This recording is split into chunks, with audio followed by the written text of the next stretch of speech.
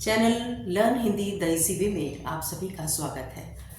हम पढ़ रहे थे शब्द और उनका वर्गीकरण, जिसके अंदर हमने 3 तरह के वर्गीकरण को देखा था। आज हम देखेंगे प्रयोग के आधार पर शब्दों का वर्गीकरण। इसमें 3 प्रकार का वर्गीकरण आता है। एक तो सामान्य शब्द या सामान्य शब्दावली, जिसको आप कह सकते हैं। दूसरे प्रकार के शब्द हैं पूर्ण पारिभाषिक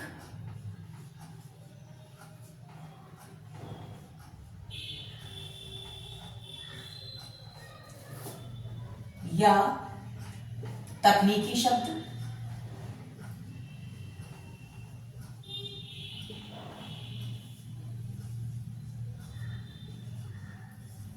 तीसरे प्रकार के शब्द हैं अर्ध पारिभाषिक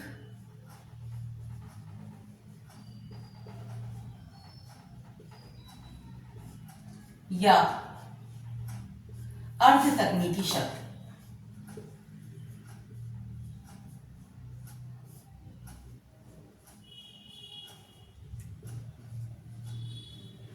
अब इनको हम समझ लें कि ये कौन कौन से शब्द हैं।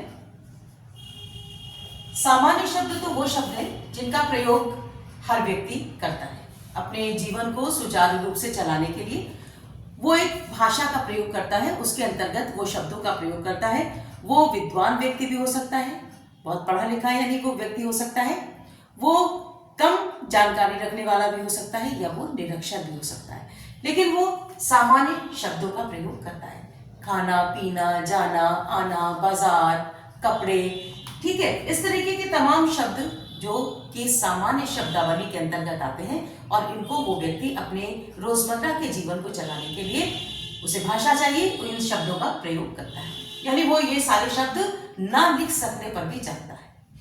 पूर्ण परिभाषिक या तकनीकी शब्द वो शब्द हैं जो कि किसी खास क्षेत्र से, फील्ड से जुड़े हुए हैं और उन विषय को अच्छी तरीके से समझने वाले व्यक्ति उन शब्दों का इस्तेमाल करते हैं।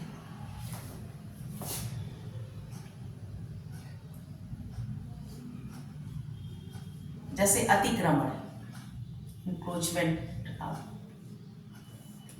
अनुस्मारक है, रिमाइंडर। अब लेकिन ये शब्द अनुस्मारक को जानते वही लोग हैं जो कि कार्यालयों से संबंधित हैं और इन शब्दों का प्रयोग करते रहते हैं। अलग अलग क्षेत्रों से हैं, जैसे मुद्रा है, मुद्रास्फीति है, ठीक है, निवेश है,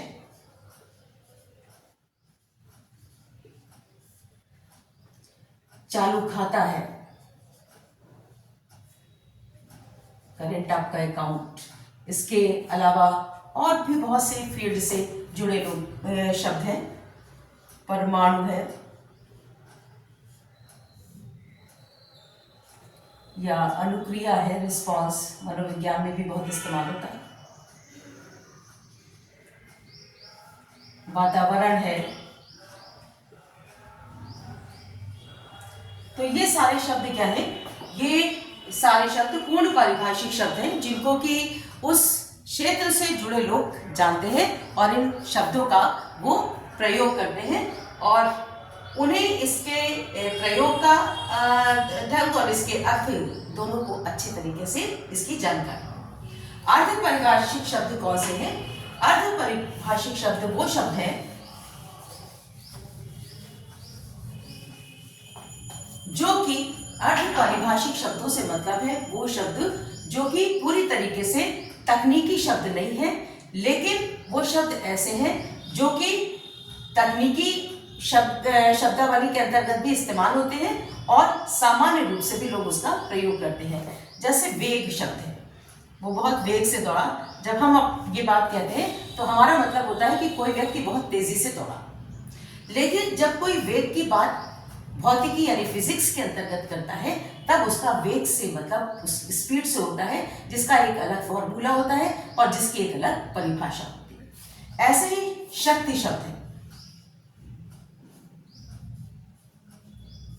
अब साधारण रूप से हम जब शक्ति की बात करते हैं तो अपनी एक ताकत की बात करते हैं, लेकिन किसी मशीन या इंजन के अंतर्गत जब हम इसकी बात करते हैं तो इसका अर्थ कुछ और हो जाता है।